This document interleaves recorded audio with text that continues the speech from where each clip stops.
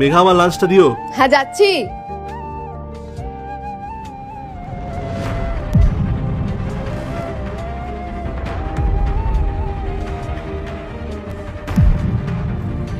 তোমার পছন্দের butter chicken বানিয়েছি, সময় মতো খেয়ে নিও।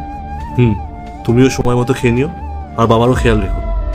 বাবা, আমি আসলাম, আর চেষ্টা করবো তাড়াতাড়ি চলে আসার জন্য। ঠিক আছে বাবা, সাবধানে যাও।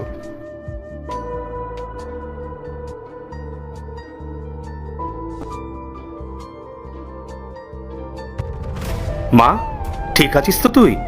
হ্যাঁ বাবা, আমি একদম ঠিক আছি। কেন, কি হয়েছে? তুই আমারই মেয়ে তো। হ্যাঁ বাবা, আমি তোমারই মেয়ে। আচ্ছা, তোমার কি হয়েছে বলো তো? তুমি এরকম অদ্ভুত আচরণ করছো কেন? তোর মনে আছে মা, তুই বিয়ের আগে কেমন জীবন কাটাতিস?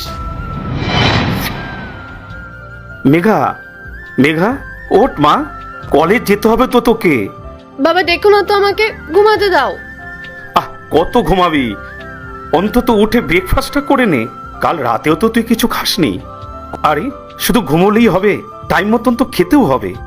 বাবা, সবে তো 10টা বাজে, ঘুমাতে দাও। আচ্ছা, ঘুমোচ্ছিস যখন তখন তুই ঘুমা। আমার তো চিন্তা হয় তুই শ্বশুর বাড়িতে গিয়ে কি করবি। ঠিক আছে, তুই ঘুমা।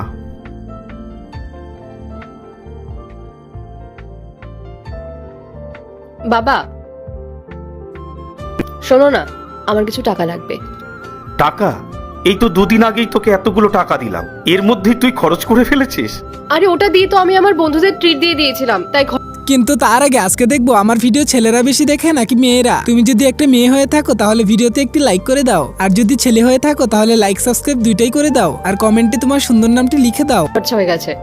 আরে মা, এত অযথা খরচ করলে চলবে? আরে বাবা, তুমি টাকা ইনকাম করছো কার জন্য? আমার জন্য তো। আর তাছাড়াও আমি তো তোমার একমাত্র মেয়ে, তুমি আমার জন্য